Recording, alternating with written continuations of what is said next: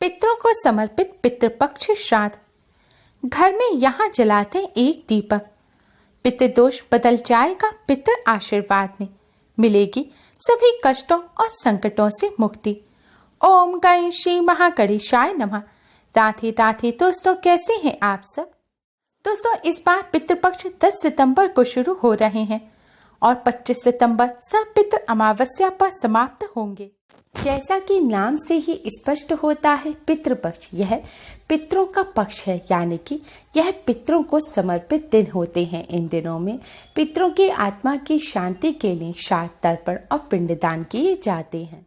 धार्मिक मान्यताओं के अनुसार पितृपक्ष के दौरान पूर्वजों का तर्पण श्राद्ध नहीं करने से पितृदोष लगता है। पितृपक्ष पितरों को प्रसन्न करने और उनकी कृपा प्राप्त करने के लिए बहुत ही खास दिन माने जाते हैं। माना जाता है पितृपक्ष के दौरान श्रद्धा पूर्वक अपने पितरों को कुछ अर्पित किया जाए तो उससे पितृ अति शीघ्र ही प्रसन्न हो जाते हैं और अपनी कृपा बरसाते हैं। हिंदू धर्म में पितृगण को देवतुल्य माना गया है। शास्त्रों के अनुसार जिन पर अपने पितरों की कृपा होती है उन्हें सभी देवी देवताओं का भी आशीर्वाद मिलता है। पितृपक्ष पितरों को समर्पित होते हैं, इसलिए इस दौरान कोई भी शुभ और मांगलिक कार्य ना करें। पितृपक्ष के दौरान पितरों की आत्मा की शांति के लिए श्रीमद् भगवद गीता का पाठ भी अवश्य करें। पितृपक्ष यानी कि श्राद्ध पक्ष, जिन्हें कनागत भी कहा जाता है, यह वह समय होता है जब हमारे पूर्वज धरती पर होते हैं और हम श्राद्ध कर्म करके उनका आशीर्वाद प्राप्त करते हैं। हिंदू धर्म में मृत्यु के बाद श्राद्ध करना बेहद जरूरी माना जाता है। मान्यता है कि अगर अपने पूर्वजों का विधि पूर्वक श्राद्ध और तर्पण नहीं किया जाए तो उन्हें इस लोक से मुक्ति नहीं मिलती और वह संसार में ही भटकते रहते हैं। ब्रह्म वैवर्त पुराण के अनुसार देवताओं को प्रसन्न करने से पहले मनुष्य को अपने पितरों यानी कि पूर्वजों को प्रसन्न करना चाहिए। पितृदोष सबसे जटिल कुंडली दोषों में से एक है। पितरों की शांति के लिए हर वर्ष भाद्रपद मास की शुक्ल पूर्णिमा से अश्विन मास की अमावस्या तक पितृपक्ष श्राद्ध होते हैं। इस दौरान कुछ समय के लिए यमराज पितरों को आजाद कर देते हैं ताकि वह अपने परिजनों से श्राद्ध ग्रहण कर सकें। माना जाता है कि जिस घर के पितर अपने परिवार के लोगों से खुश रहते हैं उस घर के लोगों को देवी देवताओं का भी आशीर्वाद प्राप्त होता है। शास्त्रों के अनुसार जिन लोगों के पितृ उनसे प्रसन्न नहीं होते उन्हें पितृदोष का श्राप मिलता है। माना जाता है कि जिस घर में पितृदोष का श्राप लगता है उस घर के सदस्य कभी भी सुखी नहीं रहते और ना ही वह जीवन में सफलता प्राप्त कर पाते हैं। दोस्तों, आज की इस वीडियो में हम आपको पितृपक्ष में करने वाला एक बहुत ही आसान और असरकारक उपाय बताने जा रहे हैं। इस उपाय को करने से भगवान विष्णु माँ लक्ष्मी जी की असीम कृपा प्राप्त होती है, बिगड़े कार्य बनने लगते हैं, साथ ही पितरों का भी आशीर्वाद मिलता है। पितरों के आशीर्वाद से घर में सुख समृद्धि आती है, खुशहाली और शांति बनी रहती है। इसके साथ ही परिवार के सभी सदस्यों को हर क्षेत्र में सफलता प्राप्त होती है और जीवन के सभी कष्टों और दोषों से मुक्ति मिलती है। दोस्तों, इस उपाय को सही प्रकार से करने के लिए आप हमारी इस वीडियो को एंड तक अवश्य ही देखें। अगर आपने हमारे चैनल को अभी तक सब्सक्राइब नहीं किया है तो जल्दी से हमारे चैनल को सब्सक्राइब कर लें और बेल आइकन को हिट अवश्य ही करें, जिससे हमारी सभी नई वीडियोस की नोटिफिकेशन आपको फ्री में सबसे पहले मिल पाए।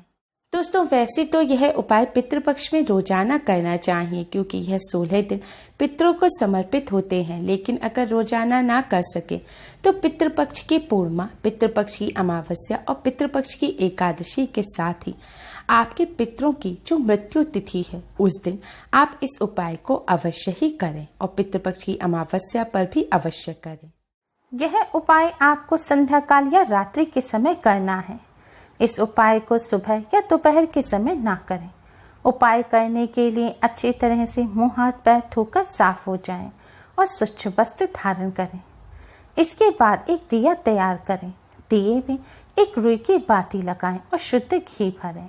शुद्ध घी ना हो तो इस दिए में आप सरसों का तेल भरें और इस दिए में थोड़े से काले तिल डाल दें।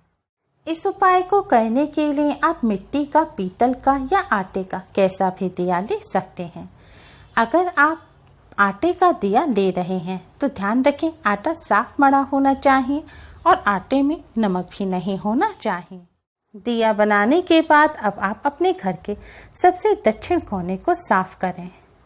अगर आपके घर के दक्षिण कोने में स्टोर रूम है या बाथरूम वगैरह बन रहा है या खाली स्थान नहीं है तो आप अपने रसोई घर के सबसे दक्षिण कोने को साफ करें। अगर रसोई घर में भी ऐसा साफ स्थान नहीं है तो आप अपने किसी भी कमरे के दक्षिण कोने को साफ करके वहां पर इस दिए को रखें। अगर किसी कमरे में भी ऐसी जगह नहीं है तो आप अपने मंदिर के पास साफ स्थान पर इस दिए को रखें। लेकिन ध्यान रखें दिए को आपको ऐसे रखना है कि दिए की जो बाती है यानी कि लौ है वह दक्षिण दिशा की तरफ होनी चाहिए, यानी कि दिए का मुख आपको दक्षिण दिशा की तरफ करना है। और यह भी ध्यान रखें कि दिए को सीधे जमीन पर ना रखें।